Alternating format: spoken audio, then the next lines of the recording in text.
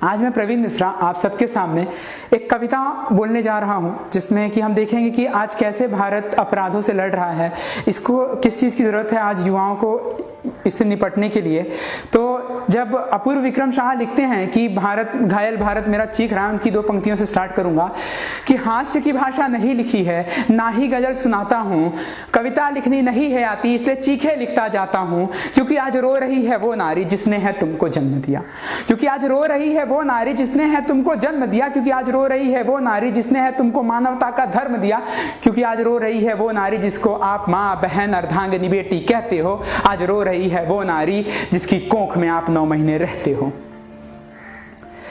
आज के बढ़ते अपराधों पर राजनीति बड़ी तेजी से हो रही है, उसके ऊपर 2 पंक्तियां लिखता हूं कि राजनीति हो रही अपराधों पर, इस बात की करता निंदा हूं, और आज भी सुरक्षित नहीं बेटियां भारत में, इस बात से मैं शर्मिंदा हूं। बदल रहा है मेरा भारत फिर भी अपराध क्यों रुकते नहीं हैं? क्यों आज भी बाजारों में अपराधियों के सर झुकते नहीं हैं? क्यों आज भी अपराध को जातिवाद में बांटा जाता है? क्यों आज भी अपराधी को उसके धर्म से जाना जाता है? क्यों आज भी अपराधी कानूनी दांव पेच खेल कर बच जाता है? क्यों अरे कैसे होती है हिम्मत कि ये ऐसी घिनौनी साजिश रच जाता है? अरे प्रशासन कैसा है जो सुरक्षा बल महीनों महीनों तक इन्हें पकड़ नहीं पाते हैं और एक कानून से खेलकर सरेआम बच जाते हैं।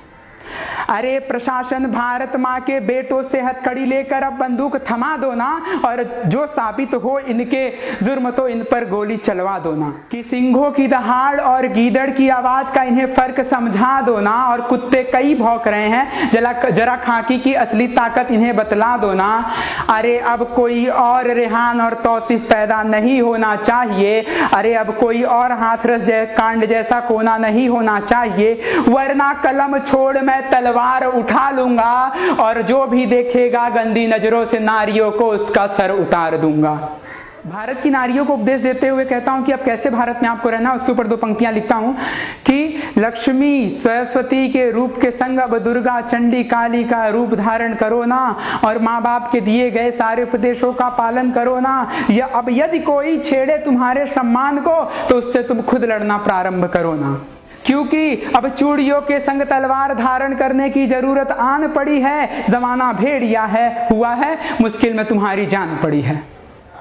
भारत के माँ बाप और बेटियों के गार्जियन को संदेश देते हुए 2 पंक्तियां लिखता हूं कि अब बेटियों को गाय नहीं शेर नहीं बनाना है, कि अब बेटियों को गाय नहीं शेर नहीं बनाना है, और चूड़ियां पहनाने से पहले इन्हें तलवार चलाना सिखाना है।